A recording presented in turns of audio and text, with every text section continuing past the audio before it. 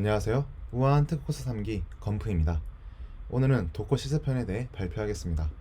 이론편을 못 보신 분들은 꼭 이론편을 보시고 이번 특허톡 감상해주세요. 이번 특허톡에서는 애플리케이션 개발 후 배포하는 과정을 시습해 볼 건데요. 전반적으로 설명하면 일반적인 개발 배포 플로어를 시습해보고 이러한 방법의 불편함을 해소하기 위해 도커를 통한 배포로 점진적으로 개선해 볼 것이에요. 마지막으로 도커 소함을 통해 배포를 하는 것까지 시습해 볼 예정이에요. 자세히로는 실습을 진행하며 도커 이미지를 직접 빌드에 사용하는 방법과 도커 허브에서 가져와 사용하는 방법에 대해 알아보고 도커 컴포즈와 수원 모드를 사용하는 방법에 대해 알아볼 거예요. 이번 실습에 필요한 도구는 먼저 로컬 개발 환경, 즉 실습을 진행한 컴퓨터에서의 도커 데스크탑입니다. 이 부분은 따로 설치 바랍니다. 또한 AWS의 EC2가 필요합니다. 3개나 필요한 이유는 도커 소험 실습을 진행하기 위해서인데요. 도커 소험 실습을 전까지는 한 개 인스턴스에서 실습을 진행할 수 있으니 AWS EC2를 사용할 수 있는 환경이기만 하면 돼요. AWS EC2가 아니더라도 서버 환경을 구축할 수만 있다면 실습을 진행하는데 무리가 없을 거라 생각해요. 실습 코드는 GitHub에 저장되어 있어요. 저희가 다뤄볼 애플리케이션은 간단한 회원가입 서비스 애플리케이션이에요. 어디서 많이 본 화면 아닌가요? 맞아요. 우테커 미션 중에 사용했던 코드를 그대로 가져와 스프링 환경으로 변경했어요. 네, 그럼 실습을 진행해보죠. 인스턴스 생성 부분을 라이브로 하고 싶었는데 그러다 보니 보안 관련으로 걸릴 게 좀 있겠더라고요. 이번 실습에 사용된 모든 인스턴스들은 테코토이 끝나면 바로 삭제할 예정이긴 하지만 민감할 수 있는 부분들은 다 지우고 사진으로 설명하겠습니다. AWS에 로그인 후 EC2 서비스로 가요. 그 다음 인스턴스 시작을 눌러요. 우분투 서버 18.04 LTS를 선택해요. 인스턴스 유형은 T2 미디엄을 사용하기로 해요. 스몰도 괜찮지만 조금만 서비스가 커져도 인스턴스가 먹통이 되더라고요. 인스턴스 세부 정보 구성으로 넘어가죠. 네트워크와 서문의 설정이 완료되어 있다는 가정으로 넘어갈게요. 퍼블릭 IP 자동 할당은 활성화로 해주세요. 이는 외부 인터넷에 인스턴스의 IP를 노출한다는 뜻이에요. 즉 퍼블릭 IP를 할당받는다는 얘기예요. 다음 스토리지 추가로 넘어가죠. 볼륨의 크기를 지정해줘요. 저는 32GB로 지정했어요. 다음 태그 추가로 넘어가죠. 태그를 추가해요. 키는 네임으로 감은 임의의 식별 가능한 이름을 넣어주세요. 저는 건프 테코톡으로 지정했어요. 키를 네임으로 지정해야 나중에 찾기 편해져요. 다음 보안 그룹으로 넘어가죠. 보안 그룹도 이미 설정이 되어 있다 가정할게요. 저는 기존 보안 그룹을 설정했어요. 보안 그룹에서 열려 있어야 할 포트가 중요한데 일단 80 포트와 8080 포트가 열려 있다는 것만 확인하고 이후에 설명할게요. 시작하기를 눌러요. 키는 새로 생성해도 되고 기존의 키 페어를 사용해도 되는데 저는 이번 실습에서 사용할 인스턴스들이 동일한 보안키로 접속할 수 있게 저장된 페어를 선택했어요. 키를 새로 생성한다면 키를 잘 저장해놔야 해요. 처음 생성될 때만 저장할 수 있거든요. 인스턴스 시작을 누르면 인스턴스가 실행됨을 확인할 수 있어요. 아까 지정한 이름을 통해 인스턴스를 검색해보면 돌아가고 있는 것을 확인할 수 있어요. 여기서 확인해야 할 것은 먼저 SSH 접근을 위한 퍼블릭 IP 주소예요. 3.34.133.164로 할당이 되었네요. 인스턴스의 보안 탭에서 인바운드 규칙의 포트들이 잘 열려있는지 확인해요.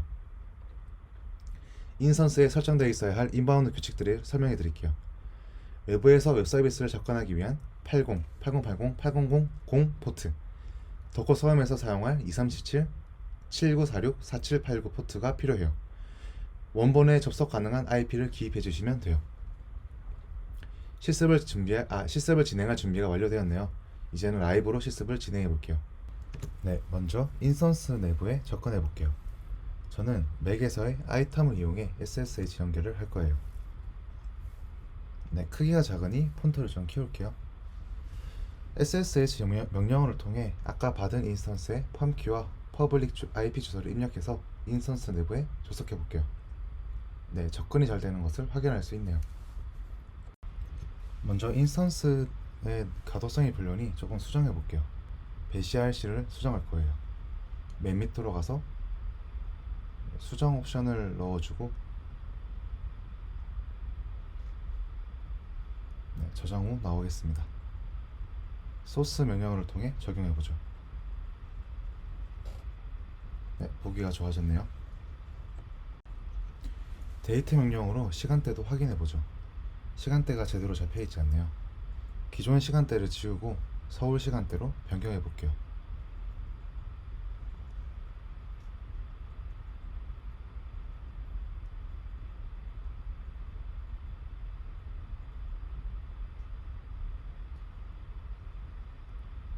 네, 다시 확인을 해보니 한국 시간으로 잘 잡혀있는 것을 확인할 수 있어요.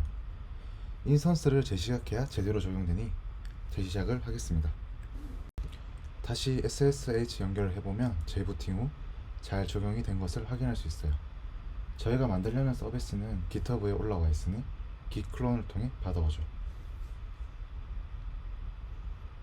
git 클론을 하고 LS로 확인을 해보면 제대로 받아온 것을 확인할 수 있네요. 저희가 실습하려는 애플리케이션은 자바 11 버전으로 코드가 작성되어 있기 때문에 11 버전을 설치할게요. 자바가 설치되었네요. 업데이트도 한번 해주죠. 설치된 버전을 확인해보면 11 버전이 잘 설치된 것을 확인할 수 있어요. 버전을 바꾸는 명령어를 통해서도 자바 11 버전만 설치되었다는 것을 확인할 수 있습니다. 애플리케이션을 실행하기 위해 클론을 받았던 폴더에 들어가서 gradle 명령어를 통해 빌드해 보겠습니다. gradle 빌드. 빌드가 잘 되는 것을 확인할 수 있습니다. 빌드가 완료된 후 애플리케이션을 실행해 보죠. 자바 자료로 실행하겠습니다. 어플리케이션이 실행되면 인스턴스의 퍼블릭 IP와 8080 포트로 접근할 수 있어요. IP를 입력하고 8080을 입력하면 접근이 잘 되네요. 로그인을 위해 회원가입을 한번 해보도록 하겠습니다.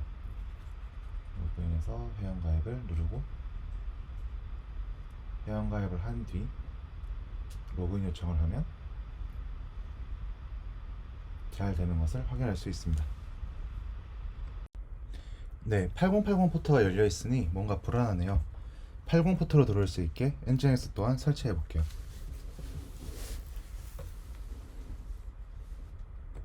네, 설치가 완료됐고 서버 블록을 설정해 줘야겠네요. 엔진엑스 컨피그 파일을 수정해 보죠.